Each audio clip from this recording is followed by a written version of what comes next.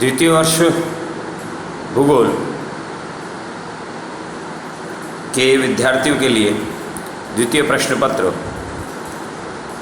आर्थिक भूगोल का विषय क्षेत्र स्कोप ऑफ इकोनॉमिक ज्योग्राफी।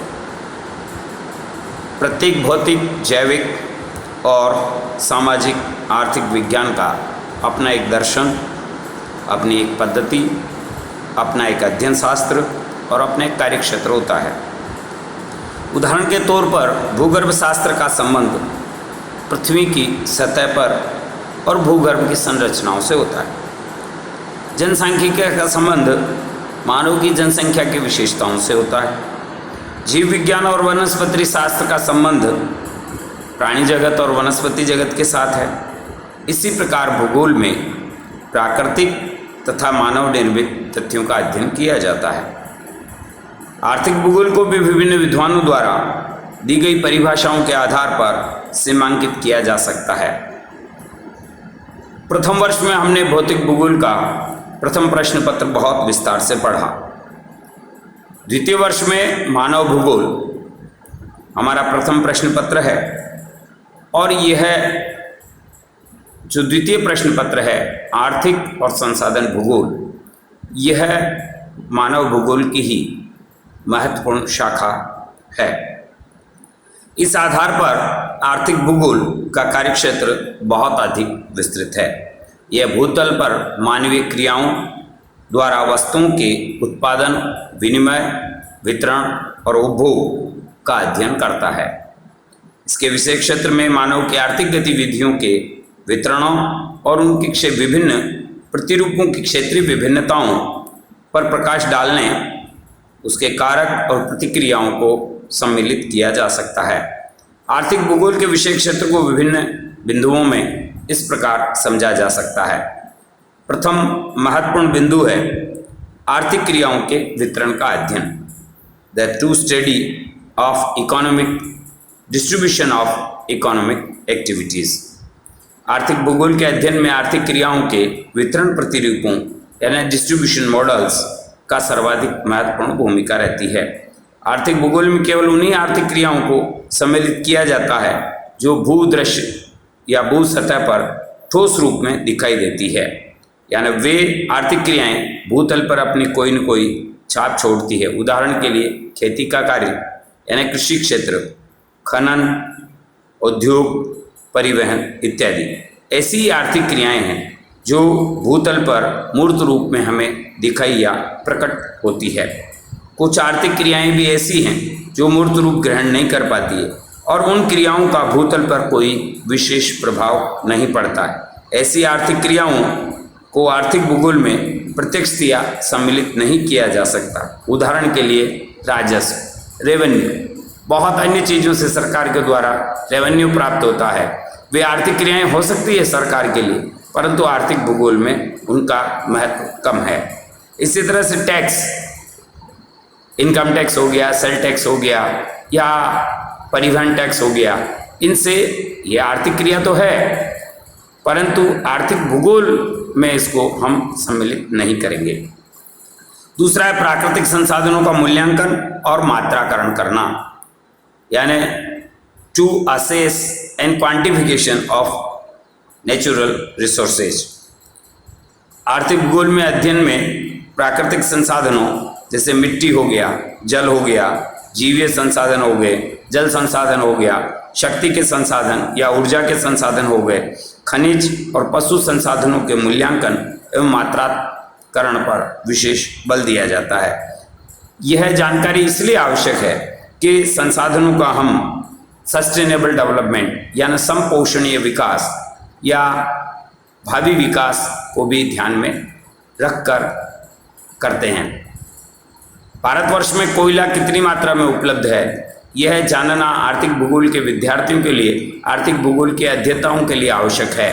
कारण कि ऐसा नहीं है कि असीमित भंडार है कोयले के और हम आज की तारीख में आने वाले 100 साल बाद का परवाह किए बगैर आज जितना अधिक शोषण कर लें वह विकास की दृष्टि से तो ठीक होगा, परंतु आने वाले पीढ़ियों के लिए भावी विकास की दृष्टि से, सस्टेनेबल डेवलपमेंट की दृष्टि से वह घातक है। इसलिए इसी उदाहरण से हम समझ सकते हैं कि जल का महत्व कितना है, प्राकृतिक संसाधनों का महत्व कितना है, वे कितनी मात्रा में हमारे समाज में और जनसंख्या के तुलना में उपलब्ध हैं, उसके अनुसार हम उनका मात्रात्मकरण और उनके वितरण को अध्ययन करते हैं। तीसरा बिंदु है अर्थतंत्र का वातावरण के संबंध पर अध्ययन, यानी इकोनॉमी सामाजिक और प्राकृतिक वातावरण के साथ उसका घनिष्ठ संबंध है। पर्यावरण का प्रभाव अर्थतंत्र पर पड़ता है और अर्थतंत्र भी प्राकृतिक पर्यावरण को प्रभावित करता है। यह एक ऐसी जटिल प्रक्रिया है जो वैसे तो हमें दिखाई नहीं देती है, परंतु पर्यावरण के अनेक कारक एक साथ या कभी कभी अलग अलग रूप में मनुष्य की आर्थिक क्रियाओं को प्रभावित करते हैं। जैसे किसी स्थान पर सूती वस्त्र उद्योग की स्थापना कई पर्यावरणीय कारकों पर भी निर्भर करती है। इनमें जलवायु हो गया, ऊर्जा हो गया, पानी की उपलब्धता हो गई, कई कारक हैं जिनके आधार पर राजस्थान में विशेषकर यदि हम देखेंगे तो भीलवाड़ा टेक्सटाइल इंडस्ट्रीज यानी सूती वस्त्र उद्योग का बहुत बड़ा केंद्र है। हालांकि वहाँ पर सूरत मुंबई जैसा जलवायु नहीं है, परंतु कृत्रिम जलवायु के आधार पर जल की उपलब्धता, परिवहन की उपलब्धता, पूंजी की उपलब्धता, भूमि की उपलब्धता, श्रम की उपलब्धता के आधार पर भीलवाड़ा एक बहुत बड़े औद्योगिक, वह भी सूती वस्त्र उद्योग के केंद्र के रूप में विकसित हुआ है। दूसरी ओर कार्यात्मक गहनता का दबाव भी पर्यावरण पर पड़ता है। इसमें दोनों पक्षों के मध्य एक ऐसे सम्यक और अनुकूल ऑप्टिमम इंटर रिलेशनशिप स्थापित करने के प्रयास आर्थिक भूगोल में किया जाता है। अगला जो बिंदु है इसमें विषय क्षेत्र में स्कोप में वह है स्थानिक विशेषताओं का अध्ययन। आर्थिक भूगोल में पृथ्वी तल पर पाई जाने वाली विभिन्न आर्थिक क्रियाओं की स्थानिक भिन्नता का अध्ययन किया जाता है। आर्थिक भूगोल के प्रत्येक क्षेत्र में स्थानिक भिन्नताओं का अध्ययन सम्मिलित होता है, क्योंकि विभिन्न क्षेत्रों की पृथक पृथक विशेषताएं हैं। इन विशेषताओं का वृहद क्षेत्रों संपूर्ण विश्व के संदर्भ में अध्ययन किया जाता है। अगला बिंदु है मानवीय संसाधनों का मात्रात्मकरण और संभावनाएं, यानी जो ह्यूमन रिसोर्सेज है उनका अध्ययन। आर्थिक भूगोल के अध्ययन में महत्वपूर्ण स्थान जितना प्राकृतिक संसाधनों का है, उनके मात्रात्मकरण और वितरण प्रारूप का भी उतना ही है। मानवीय संसाधनों में के मात्राकरण और संभावनाओं के अध्ययन का उतना ही महत्व है। मानवीय संसाधनों का मात्रात्मक और गुणात्मक दृष्टि से विश्व वितरण प्रतिरूप का अध्ययन किया जाता है। आर्थिक भूगोल का एक महत्वपूर्ण पक्ष आर्थिक क्रियाकलापों और टेक्नोलॉजी यानी प्राविधिकी की अंतःक्रिया, इंटर रिलेशन और तत्जनिक अर्थतंत्र के स्वरूप में प्रादेशिक और कालक्रमिक यानी टेम्पोरल विभिन्नताओं का भी अध्ययन किया जाता है। किस तरीके से समय के अनुसार तकनीकी का विकास हुआ है, किस तरीके से तकनीकी विकास ने मानव के आर्थिक तंत्र को प्रभावित किया है। और अंतिम आर्थिक भूगोल के अध्ययन क्षेत्र में सांस्कृतिक आर्थिक भूदृश्य, इकोनॉमिक कल्चरल लैंडस्केप, आर्थिक उन्नति का स्तर, इकोनॉमिक डेवलपमेंट लेवल, फिर इसी तरह से स्थानिक संगठन जो स्पेशल ऑर्गेनाइजेशन, और फिर है प्रादेशिक नियोजन यानी रीजनल प्लानिंग को भी इसमें सम्मिलित किया जाता है। इस प्रकार आर्थिक भूगोल की जो महत्वपूर्ण विषय क्षेत्र कह सकते हैं वह इन सभी तथ्यों पर निर्भर करता है। उदाहरण के रूप में यदि हम किसी भी एक क्षेत्र के साथ उठाकर देखेंगे तो वहाँ पर आर्थिक क्रियाकलापों का वितरण का अध्ययन इसमें किया जा सकता है।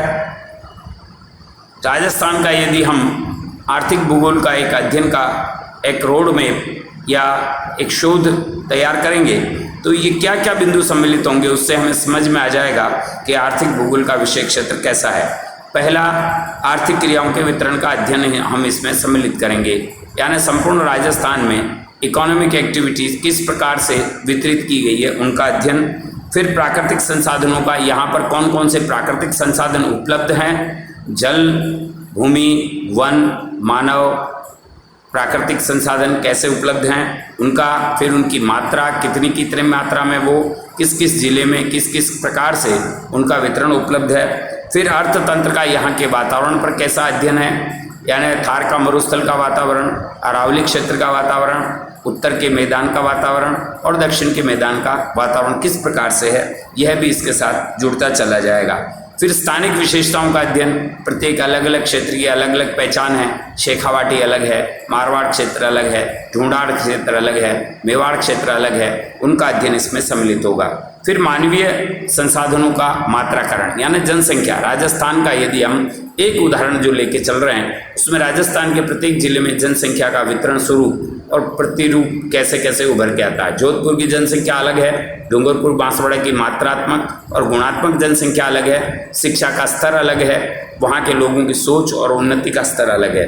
फिर वहाँ पर तकनीकी ज्ञान का किस प्रकार से प्रयोग किया गया, फिर वहाँ पर आर्थिक और सांस्कृतिक भूदृश्य कैसे विकसित हुए, आर्थिक उन्नति का स्तर कैसा है, वहाँ का स्थानिक संगठन कैसा है। इस प्रकार से हम एक पूरा का पूरा एक शोध पत्र तैयार करेंगे। तो यह उदाहरण के लिए राजस्थान में आर्थिक भूगोल का एक महत्वपूर्ण दस्तावेज होगा। इस आधार पर हम समझ सकते हैं कि संपूर्ण विश्व में और भारत में आर्थिक भूगोल का जो विषय क्षेत्र है वो किस प्रकार से निर्धारित होता है, किया जाता है। अगला जो बिंदु रहेगा हमारा इस द्वितीय प्रश्न पत्र का, वह रहेगा आर्थिक भूगोल के अध्ययन के उपागम या अप्रोचेज, अध्ययन के तरीके। आज इतना ही, धन्यवाद।